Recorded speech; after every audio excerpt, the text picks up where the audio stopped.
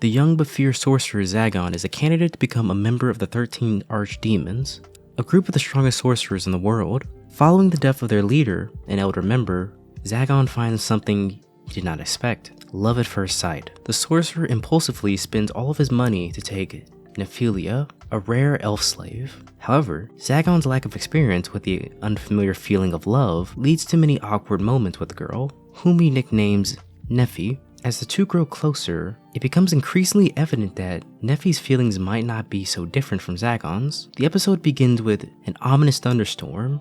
Deep within the forest, in a castle, there's a sorcerer. Lightning crackles to emphasize this, showing him to be Zagon, ruler of this land. The narrator then shows a young girl as his biggest challenge. The girl speaks in a delicate, submissive tone. The servant begins to beg that her master answer her question. Zagon, annoyed by this, allows her to ask. With cold, dead eyes, devoid of all emotion, the elf asks, how does he plan to kill her? Zagon is shocked from this response, as he had never had the idea cross his mind. Zagon begins to have a panic mental state, as he reveals to the audience that this girl is the girl that he loves, but he's unable to talk to her, showing signs of low self-esteem or social anxiety disorder. Still, Zagon doesn't know how to move forward with her. The story all begins the previous morning. A young red-haired girl is attacked by a man in armor. The man is named Myers. Overcome with fear, she slaps him. The force of a hit peels off his skin. This new information makes her question who this person is and what happened. The man pulls out a knife, but instead he carefully cuts her down to her underwear. The redhead is shocked to her core, sweating from the new development. The unknown man starts to talk in a mocking tone, as this is not the attack she thinks it is. It's not driven by sexual lust, but lust for his research of human experiments. From this, the girl now knows that he's a sorcerer. She's momentarily brought out of her thoughts as the knife is pointed to her face. She screams as the man declares that he's going to peel off her skin. As he begins the monologue, he's raised in the air with one hand by Zagon, irritated at the disturbance from this man for not only trespassing on his lawn, but being loud doing his business. The man begs for his life, trying to appease him as he believes that since both of them are sorcerers, they should be allies, offering to share all of his research knowledge with them on human experimentation, not interested in dissecting young virgin girls, instantly crushing his brain. The girl's face is now covered in blood, causing her to faint. Zagon was unaware of what to do with this, questioning if he went too far. Using his time rewind spell, he's able to reverse the actions. This is able to clean off the blood and fix her ripped clothing. Zagon notices the cross pendant across her neck, as she must be a student of the church. This meant she was a sworn enemy of all sorcerers. Still, Zagon is now uninterested, so he decides to leave her on the road for a passing traveler to come find her. A neighboring sorcerer, Barbatos, appears and bluntly expresses his displeasure. Nonetheless, the now named Barbatos proceeds to provide a brief overview of a sorcerer's ideology, doing so for the audience, as all who embark on this path of sorcery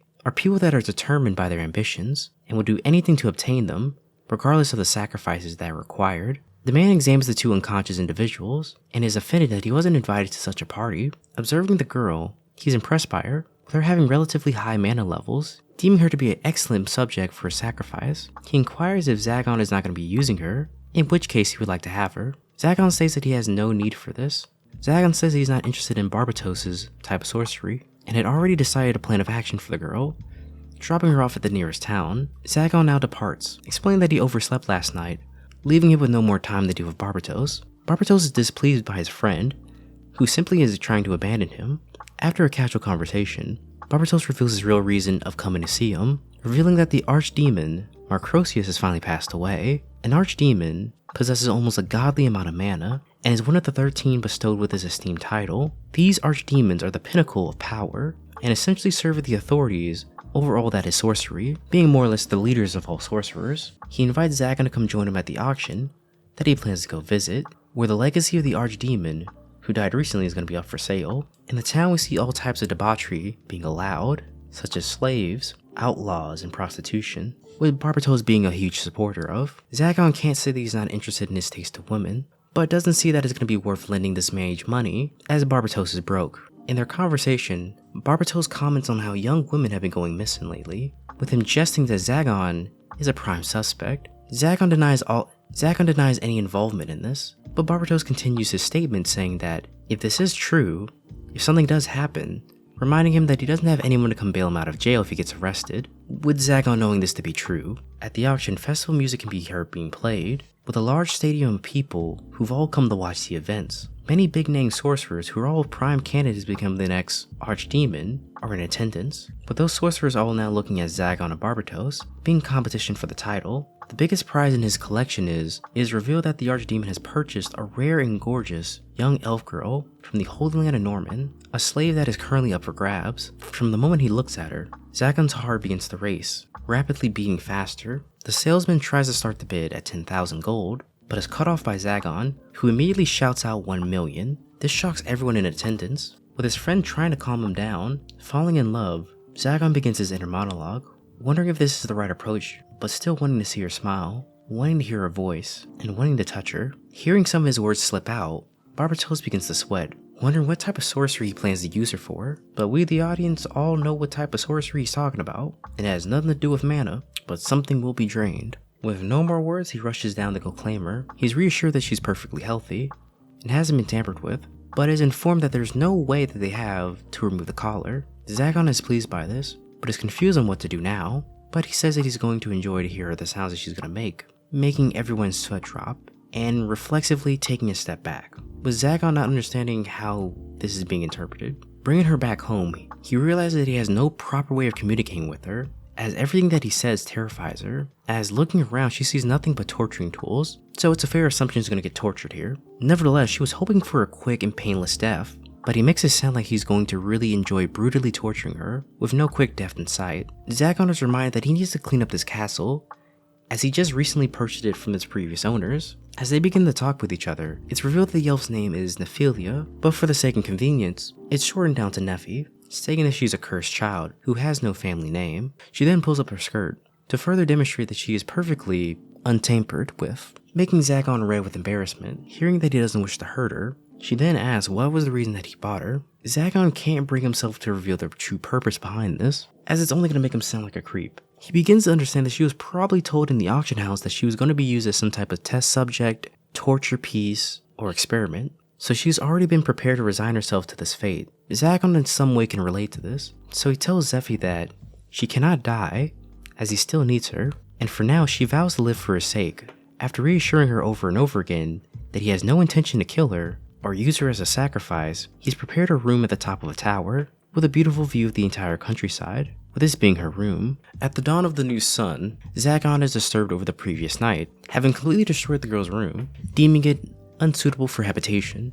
Looking over the girl, who's using his cloak as a blanket, Zagon thinks about how cute she looks. At the first sign of a light, Nephi wakes up, to next getting up and folding up his cape. Nephi greets her master, which makes Zagon happy, as this is the first time someone's actually has greeted him in the morning, but still he's unable to come up with a suitable response. Instead, he harshly responds, giving her breakfast. Sitting on the floor in the palace, the two of them munch on some dried up jerky and milk. Nephi inquires as to why both of them are eating the same meal, as this is a meal of a commoner. She believes that eating anything is a privilege for a slave, but finds it strange how her master's eating the same thing as well. Zagon is shocked by this, now knowing this is equivalent to animal feed. After a very bland breakfast, Zagon realizes that he has no idea what normal people eat. Zagon has lived on this type of food for all of his life, even getting used to the taste of moldy bread. Nephi shyly offers to make him a home-cooked meal. Zagon is stunned as he didn't expect her to know how to cook. The two of them set off to go grocery shopping. The cabman who's in charge of the carriage offers to take them to the town. Zagon realizes on the way that he spent all of his money buying Nephi and debates on what he should do now. Walking towards the town, he begins to think about ways to make money, considering to rob the carriage driver, but he doesn't think that Zephy would like that, thinking that the only option now is to sell the castle and open up a diner with Zephy. Hearing some screaming, he turns to see bandits in the distance, doing that exact same thing to the carriage. Holding them for ransom, Zephy feels bad for these people, while Zagon's indifferent, but when he turns to see Zephy is afraid, looking at her closely, he wonders if this is the way that she was captured. He tells the girl to watch closely as he shoots a concentrated blast of magic, shocking all in the clearing, calling the bandits nothing but bugs, telling the girl to stay close to him. The leader assumes that he couldn't possibly have any mana to fire, so they should attack now, but he's able to grab the axe of the man without even looking, soon breaking it, then swatting him away. Just then, one of the bandits called for the boss, as a new sorcerer comes into the clearing. The two sorcerers get ready for battle. The stranger tells Zagon that he's only going to get one chance to run away, as he's disappointed to see another sorcerer like himself helping a common peasant. Zagon is able to see his attack and quickly analyzes it, with flames serving as the cover for a casting circle, but this is as far as his curiosity is piqued, as he next is able to one-shot his opponent, leaving nothing left but a crater. Turning to the rest of the bandits, he asks them if they're ready to have all their items stolen. He takes one step closer, making them scatter. When he turns to look at Zeffy, the girl is in a state of shock, with all of her hair sticking up. Zagon tries to make a joke to lighten the mood, about how his opponents were just simply nothing to him, but Zeffy's able to make a better joke, dismissing his comment, making everyone around them laugh. He is then surrounded by the group of people, who all try and compliment his skill, thanking him for his good deed,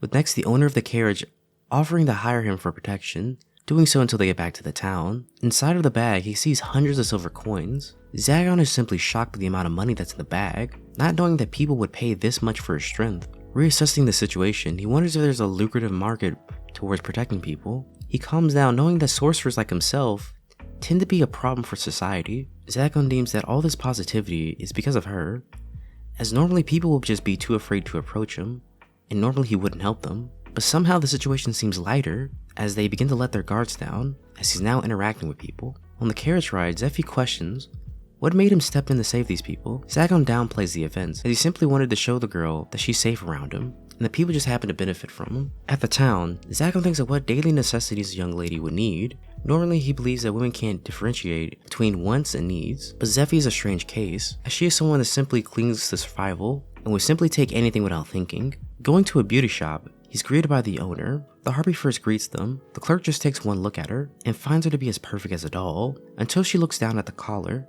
Staring at it, she's able to realize the girl's situation. For a brief moment, the mood turns somber in the room, as she's now trying to move the girl into the changing room. Zagon feels that the slave collar is attracting negative attention that he doesn't want, briefly remembering her at the auction. Out of the booth, Zagon's presented with her first outfit, being a very revealing set, but the owner believing that it's her masterpiece. Zagon is heavily attracted to her body, but doesn't deem that it's appropriate to walk around in, asking what self-respecting person would wear that. The owner is confused, as she thought this was the kind of thing that he was into, given that her outfit already comes with a slave collar. Zagon's sweat drops as he shouts out that he's not some type of freak.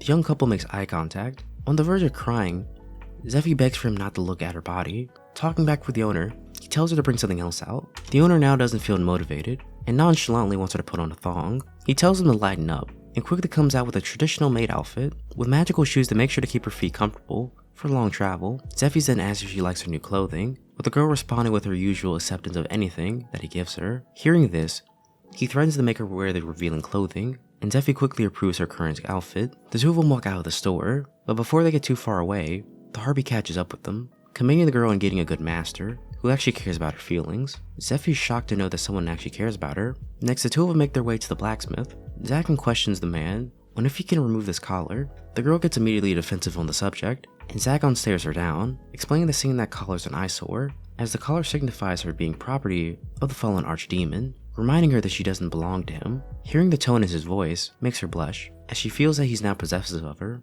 The dwarf takes a look at the collar, deeming it to be a mana-enchanted collar, and he now comes to a conclusion. Talking to Zagon in private, he informs him that the collar is complex and beyond him, as he compares it to a guillotine. One wrong move, and it's going to cut off her head. The man continues, saying that his only option is to find the key to it. In a flashback, he's reminded at the auction that no one seemed to have a key, so it has to be somewhere with the archdemon. As he goes to pay for the blacksmith's time, the dwarf refuses payment. In a flashback, he explains that Zagon saved him and his daughter from bandits. Feeling indebted, he offers to assist him whenever he can. Zagon finds his notion to be ridiculous, as he doesn't even remember this action. As the two of them leave, the dwarf is reminded of how Zagon used to act, with the man coming across as warmer than before. As the sun is beginning to set, the two of them finish all of their errands, with Zagon deciding to treat them to a meal. Not wanting to force the girl to cook after such a long day, they decide to go to a pub. She begins to ask Zagon about his future plans, and exactly how far he's willing to go to set her free, monotonely asking what happens after she's free, as she might attempt to run away. Zagon ponders, not exactly excited by the idea of her leaving him, but is still determined to see it to the end, and remove the collar, as that process could take years, wanting her to get comfortable. This somehow makes her happy. The two of them sit in an awkward silence, as Zagon doesn't know exactly how to talk to a girl. In the conversation, it's revealed that Zeffy has never had a good meal, nor does she know how to use silverware. He tells the girl to eat however she wants, not caring about society's proper methods. Zeffy, in her attempt to eat a tomato, is unable to poke it with a fork. To stage off her embarrassment, she picks up the spoon instead, Zagon finds her first attempt to be a mixture of adorable and perplexing. The girl finds the taste of the tomato to be odd, originally thinking that it'd be sweet. Zagon goes to eat his first tomato as well. To both of their shock, he's unable to do so with the fork. Seeing him struggle, she offers to feed Zagon. Internally, Zagon is nervous by this, as this is the same spoon that she used, being an indirect kiss. After he eats, the two of them look away embarrassed. As he chews, she questions him, but it sounds like more of a statement, asking if he ever intends to make her do his bidding. Hearing his response of no, she then asks for one thing. Her only request is to do things that she thinks would benefit him, and he agrees. Zagon feels like it's now his turn to feed her. Behind them, they hear some loud chuckling. They see that they have an audience. This makes the two teenagers quite embarrassed. That night, a red-haired girl from 2 days ago appears to be in a rather foul mood. The previous day, she is seen to be wearing knight's armor. In her last case, she was able to bust the culprits behind the string of kidnappings, but the face-stealing man made his appearance, killing everyone, leaving only herself alive. Luckily, she was saved by Zagon, but she found the man to be callous, but also lonely. Lost in thought, Priest Claude greets her. Seeing that the girl is still troubled over the loss of her colleagues, he calls her a hero, saying that she brought the kidnappers to justice. When he turns to leave, he says that the church has discovered another culprit, that being Zagon. Stunned by this revelation, she tries to vouch for his character, but the priest is able to counter this rather easily, reminding him that that man is a sorcerer, so he's inherently evil, making her unsure about what to do. In a dungeon, a younger Zagon is being tortured by a sorcerer. He reaches to try and stop him from killing him, but it's unclear what happened. A magic circle is drawn on his palm, signifying the beginning of his journey as a sorcerer.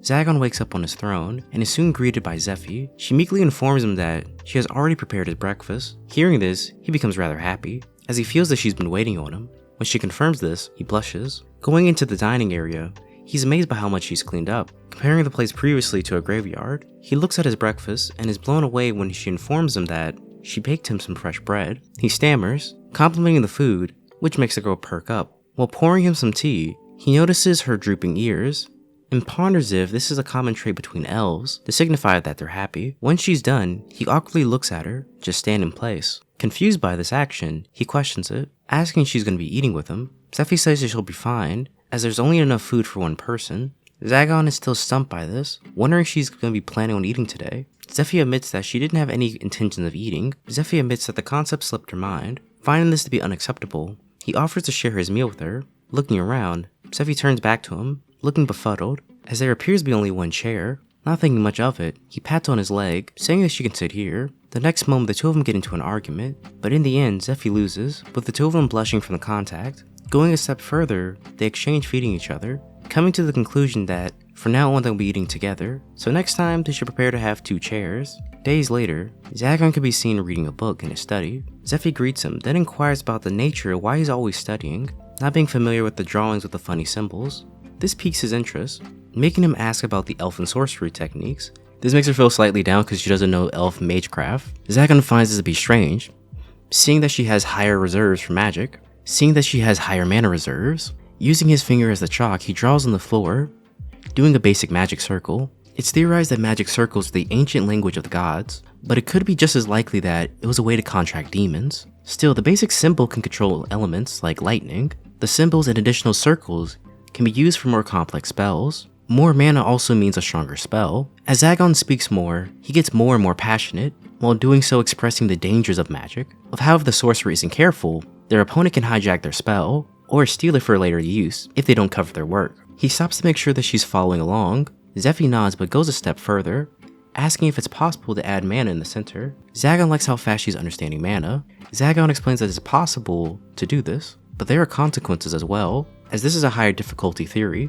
with spells like this being unstable, as well as making the caster unable to move, paralyzing them. Zephy then questions if the caster wants to take control of another person's spell, then they would need to override the core. Zagon agrees with this theory, saying that if a person is consistently able to pull this off, they would be unbeatable in battle, but this is mostly a theory, as it's actually extremely difficult to do in practice. Zephy breaks him away from his thoughts as she begins to understand the nature of his work, with the basic principles being the key to understanding magic, as he says that anyone can do it. To refresh her memory, Zagon informs that sorcerers counter this problem naturally by devising spell traps, doing so around the main work, warning her to be careful in his study, as these sorcerer books also have traps in them, making her scared. Zagon begins to chuckle, as he was only teasing her, making the girl look away embarrassed. The girl calls him mean for teasing her. Zagon comments that the girl likes when he teases her. Zephy is happy that their conversations are lasting a little bit longer now, as normally he'd be too curt and cut her off. Enjoying his passionate discussions, Zephy is curious though about what he plans to do with all of his power, wanting to know his reasoning for studying sorcery. Zagon takes a moment to think about this, but after thinking about it, he's able to sum it up in one word: survival. Zagon briefly untangles his past to demonstrate how he became the person he is today. When he was younger, he had to steal food to survive. He was naturally better at this skill than other orphans at his own age, but one day his life changed when a sorcerer captured him. More often than not, children make for great sacrificing subjects, with this being a common practice. But as he was about to die, he managed to turn the tables on the man, being a natural at adapting to his surroundings. Just then his barrier sparks to life, as he's able to detect intruders. The red-haired girl from earlier arrives at the palace, now with a group of knights, and notifies Nephi of the situation, telling the girl to prepare his dinner. At the entrance, the girl tells her group to leave this to her. Unsheathing her blue sword, she goes in to swipe the barrier. The wall shatters like glass. The very next moment, Zagon appears, asking if the followers of the church are unable to politely knock, addressing Zagon personally, accusing him of the crime of kidnapping. Zagon is slightly taken aback from this, but then notices the sword that she's carrying, assuming that it must be a sacred weapon, but precisely one of the 12 blades that was able to defeat the Lord of Fiends. Zagon begins to ponder the situation, coming to the conclusion that she must be an angelic knight, now feeling terrible for saving her, calling it a mistake, as he would have never guessed the girl that he saved to be so important to the church. Zagon exclaims that he's too busy right now to deal with this. Firing off a warning shot, he calls his enchanted shield to be impressive. The man that's more stockily built calls him wicked for attacking them unprovoked. Zagon says that he's bored, asking if he plays with them for a bit while they go home. Angered that he's treating them so casually, the man with the shield attacks, now using his axe. Zagon charges a punch, breaking his defenses and sending them flying. Zagon further provokes them, asking the last one of them if he's planning on sending the twig girl here to attack him, calling him the weak link of the team. The last one charges, still orders him to fall back, but he verbally refuses the order. With 2 fingers, Zagon cuts the blade. He then flicks him in the forehead. Zagon follows this by resting his boot on his temple. He threatens her, saying that out of courtesy, he's only going to ask this one time, that she yield her forces or he's going to crush this fool's skull. She sheaves her sword into the ground. Jastil is disturbed by him, asking why does he further torture her men. He wants to leave a lasting impression on them to stop any future attacks. Gripping her hand, Jastil shouts out that she doesn't believe him. Zagon internally agrees, as Zephy probably wouldn't feel comfortable seeing all these dead bodies here. With his now shown hesitation to kill her men, she unsheathes her blade. Jastil claims that his life is going to be coming to an end, and she's going to slay him. Zagon's able to block her strike. Zagon still doesn't panic though, as the girl is obviously a novice swordsman. She voices out her displeasure, demanding to know why he won't attack her. Zagon does admit that he's not a fan of hitting a woman, not to mention internally she looks the same as Zephy, referencing her age. Jastil curses his name, asking why does he bloody his hand by working with sorcery, shouting that the practice of sorcery is evil, claiming it's the reason why innocent people suffer. Zagon questions her logic, changing his expression, asking isn't it the power that she wields that also kills people who only happen to be weaker than her? Zagon won't claim to justify his actions, and for his reason for practicing sorcery, but he does want to provide perspective on the people that use sorcery and how they actually need sorcery to live. But the church killing those type of people to only support their lifestyle and justify their religion. But Jastil's anger erupts, making her surge forward. With a piercing strike through his barrier, Jastil then, in a show of strength, is able to lift him off the ground. She throws him against a tree. He notices that the girl was holding back the entire time. Gripping her strike, she aims to go and cut him in two. Running out of options, he decides that he'll have to kill her, but he's brought out of this thought as the female knight whispers into his ear, willing to let him go this one time, as long as he promises to renounce all faith in sorcery and to live a quiet life, informing him that the church will send more powerful swordsmen after him, even if she does fail, doing so out of thanks for him saving her life. She still feels like they all have a part to play in this. Zagon already knows his answer, but he still finds it hard to believe. Hearing such a thing from an angelic knight, Jastil retorts. Jastil tries to defend herself, saying that it's also strange how a sorcerer spared a knight's life. Zagon knows that what she's doing right now would be seen as treason, and as he's pondering her actions, Zephy calls out for her master, opening the castle gates. Zephy's unaware about the situation as she's running to his location. One of the men recovers from his injuries and yells out that she must be one of the accomplices of the sorcerer, throwing his spear right at her. Jastil yells for him to stop, but it's already too late. Luckily, Zagon's able to stop the impact of the spear, but in the process, loses his hand. The wind begins to shift, picking up in current. The forest whistles out as a newfound power emerges. Zephy, with a cold expression on her face, blames the soldier for her master being bloodied, deeming that he will not escape here. The vines around her grab and bury the man, with the man now being under the root of a tree, making everyone afraid. Zagon grabs her, trying to snap her out of the trance. Zephy looks at her hand, terrified by what she's done, internally thinking that this must be the power that she wields. The knights leave without any further fuss. After he's wrapped up in bandages, for his own curiosity, he decides to ask her, why does she keep her sorcery talent hidden away? Zephy looks defeated, replying that that power is not sorcery. Zagon at first gives a curt response, but once that he sees that she's unresponsive, tries to reassure her that he liked her power, turning her face to a light red. Zephy's shocked to hear this, as he's not afraid of her. Revealing the power is mysticism. Zephy claims that it's a cursed ability, making her isolated from her own people. Children in elf culture that have white hair have this ability, so she was chained up and locked away. Zagon's able to see the look in her eye, the look of someone who was told that they're not a person, or someone who was treated like an animal. One day her village was attacked, and the people tasked her to defend them, saying that she owed them, as they're the ones that let her live. At that moment, something broke in the girl, so she allowed herself to be taken by the enemy, while the rest of her people ran for their lives, most of them killed. And as she was having a front row view to this, the only emotion she could feel was joy, as she was happy they died, laughing. She was sure he would be disgusted by her true inner thoughts, but Zagon sees no problem with this, as he personally doesn't feel like he would let either side live. Zagon tells the girl to live her life and use her power. Zagon believes that the emotions of compassion and sympathy are poisonous luxuries that weak and sheltered people get to preach to others, as those same people could not survive a day in his life. As he was constantly exposed to the darkness of humanity, he himself had to do everything he could to survive, to acquire power. Cupping her cheeks, he tells her that she must stay alive and be by his side. Tears, one after another, just simply flow down her face.